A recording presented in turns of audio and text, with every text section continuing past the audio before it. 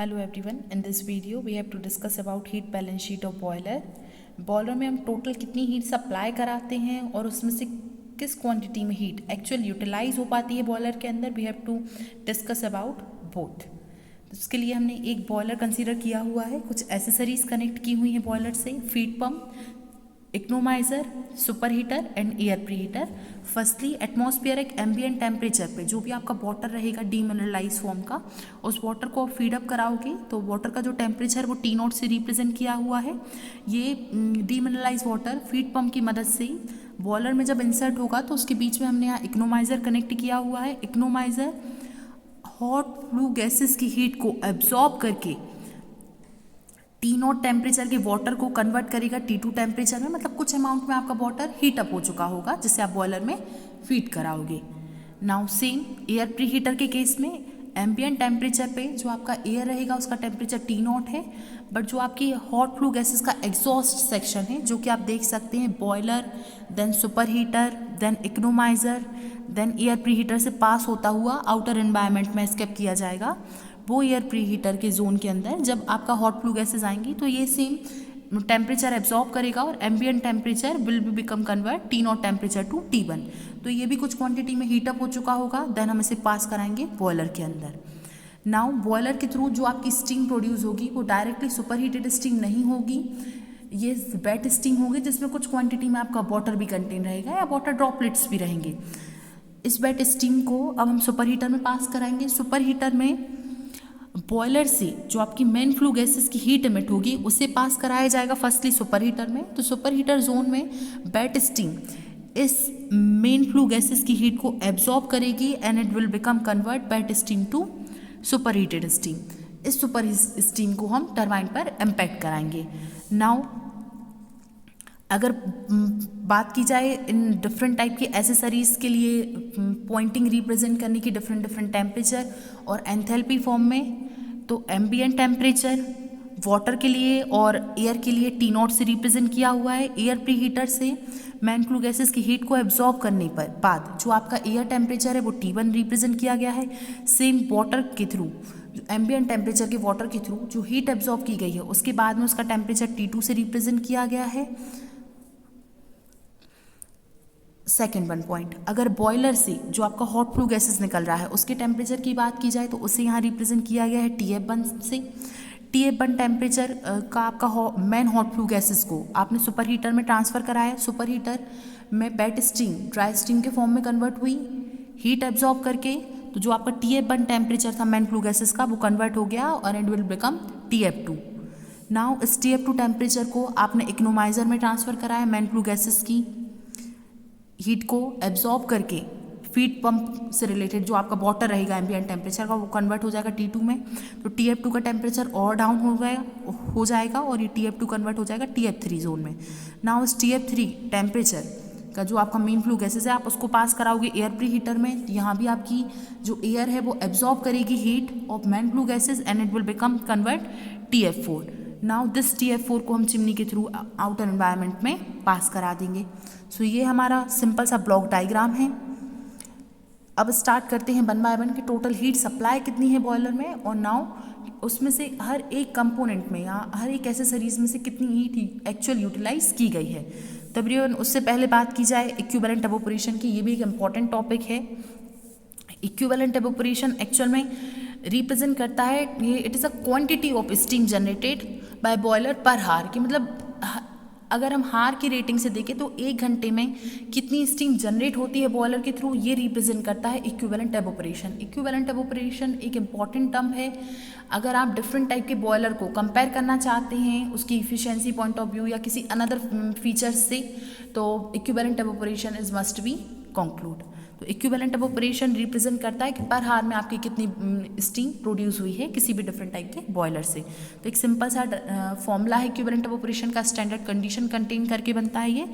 Equivalent evaporation को represent किया जाता है ME से, इक्वल में लिखा हुआ है M with in bracket H minus HF1 upon 2257। M आपका मास है, H आपका एंथैल्पी है, ये एंथैल्पी है वेट स्टीम की, HF1 जो एंथैल्पी है हमारी वो रहेगी फीड वाटर, मतलब आफ्टर इकोनोमाइजर जो आपकी हीट बनेगी HF1 वो है। इनको सब्ट्रैक्ट किया गया है 2257, एक कांस्टेंट वैल्यू है जिससे डिवाइड लगा के आपका इक्विवेलेंट एवोपोरेशन आ जाएगा।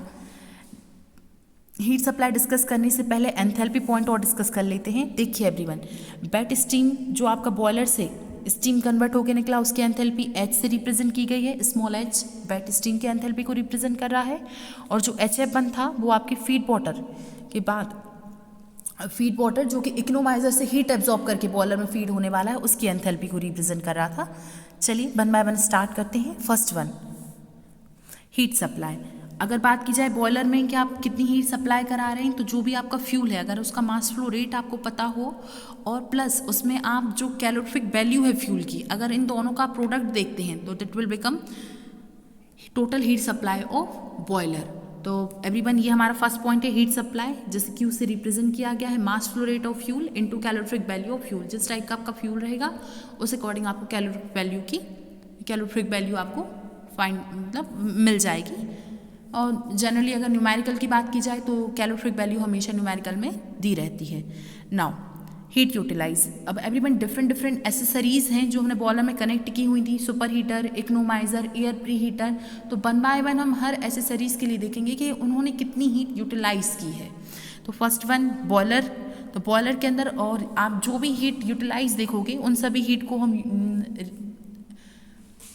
एंथैल्पी के फॉर्म में रिप्रेजेंट करेंगे। तो अगर हम टोटल एक सिंपल सा फॉर्मूला देखें जिससे हम हीट यूटिलाइज कर रहे हैं, तो वो है Q = M डेल H। मतलब हमें मास की क्वांटिटी पता होनी चाहिए और जो हमारी एंथैल्पी डिफरेंस है उस पर्टिकुलर एसेसरीज के इनलेट और आउटलेट पॉइंट पर उनका डिफरेंस पता होना चाहिए। तो अगर हम बॉयलर की बात करें तो बॉयलर के लिए m डॉट यहाँ लिखा भी है, आप चेक भी कर सकते हैं, m dot rate of evaporation of water, कि मतलब कितना वाटर एवोपोरेट हुआ है उसकी क्वांटिटी m डॉट है। H और HF1, H आउटलेट टेम्परेचर है बॉयलर का और HF1 इनलेट टेम्परेचर है बॉयलर का। जैसा कि आप डायग्राम में देख सकते हैं, बॉयलर का आउटलेट H है और बॉयलर का जो इनलेट है मतलब T2 टेम्परेचर पे जो एंथैल्पी है वो है HF1 से रिप्रेजेंट की गई है। तो अगर हम इनका सब्ट्रैक्शन निकालें तो वो हमें डेल H मिल जाएगा। तो this will become heat utilization of boiler. Now second one, super heater. अगर हम सुपर हीटर जोन की बात करें तो सुपर हीटर के लिए भी सेम मास फ्लो जो आपका मास रहेगा m डॉट। अब इसका आउटलेट और इनलेट टेम्परेचर पे एंथैल्पी देखते हैं। तो सुपर हीटर पे जो आपका आउटलेट पॉइंट है वो आपका सुपर हीटेड, ये H super heated enthalpy represent कर रहा है और इसमें जो आपका इनलेट पॉइंट था वो आपका H था। तो अगर हम डेल H की बात करें सुपर हीटर के लिए तो वो होगा H super heated minus H super heater utilization heat m dot H super enthalpy of super heated steam minus enthalpy of wet steam. Now economiser, similar economiser के case में भी यही लिखा हुआ है, m dot with in bracket HF1 minus HF0। HF1 outlet point पर आपका economiser के थ्रू जो हीट एब्जॉर्ब हो गई थी उसके बाद जो टेम्परेचर बना था T2 पॉइंट पर, उसकी जो एंथैल्पी है वो HF1 है और जो इनलेट पॉइंट पर आपने एम्बिएंट टेम्परेचर पे सप्लाई कराया था उसकी एंथैल्पी HF0 थी। नाउ एयर प्री हीटर की बात की जाए तो एयर प्री हीटर के लिए जो फॉर्मूला है वो हम यूज़ कर रहे हैं हीट यूटिलाइजेशन निकालने के लिए, Q = mCV del T।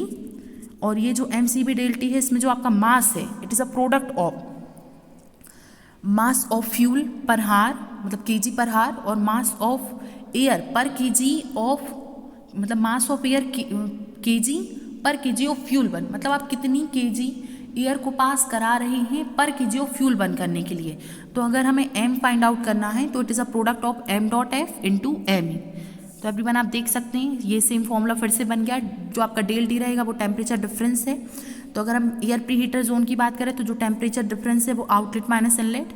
Outlet point पर एयर प्री हीटर का टेम्परेचर T1 है और इनलेट पॉइंट पर एयर प्री हीटर का टेम्परेचर T0 था। तो दोनों का अगर हम सब्ट्रैक्शन निकालें तो हमारा एयर प्री हीटर के लिए हीट यूटिलाइजेशन बन जाएगा। अब बात की जाए ओवरऑल हीट अनअकाउंटेड, हम जितनी भी हीट सप्लाई कराते हैं बॉयलर की वो ओवरऑल यूटिलाइज नहीं हो पाती, उसमें से कुछ क्वांटिटी हीट की वेस्ट हो जाती है। तो अगर हम उसे कैलकुलेट करना चाहें तो जो हमने हीट सप्लाई निकाला अगर हम उसमें से सब्ट्रैक्ट कर दें टोटल हीट यूटिलाइजेशन तो we have to find out heat unaccounted. तो लिखा भी हुआ है heat unaccounted equal to heat supplied minus heat utilization upper case में जो हमने फॉर्मूले रिजॉल्व किए हुए हैं उनकी मदद से हम हीट अनअकाउंटेड की वैल्यू फाइंड आउट कर सकते हैं। Now last one, balance sheet के अंदर बॉयलर एफिशिएंसी भी इंक्लूड होती है। तो बॉयलर एफिशिएंसी का फॉर्मूला हम जानते हैं, इन हमारा लास्ट वीडियो हमने डिस्कस किया हुआ है। ओवरऑल एफिशिएंसी जहाँ हमने कैलकुलेट की हुई थी, boiler efficiency is a ratio of actual heat supply upon total heat supply, मतलब कितनी हीट एक्चुअल में यूटिलाइज हुई है और अपॉन में आपने कितनी हीट सप्लाई की हुई है। तो जो आपकी एक्चुअल हीट यूटिलाइज हुई थी वो हमारा था m within bracket s minus HF1 जो हमने अभी कैलकुलेट किया हुआ था, और अपॉन में total heat supply mass flow rate into calorific value of fuel. तो this will become balance sheet of boiler, जिसके अंदर हमने हीट सप्लाई कैलकुलेट किया, एक्चुअल हीट यूटिलाइजेशन देखा, अगर हम इनका सब्ट्रैक्शन निकालें तो हीट अनअकाउंटेड देखा, and last one term boiler efficiency देखा। So thank you everyone.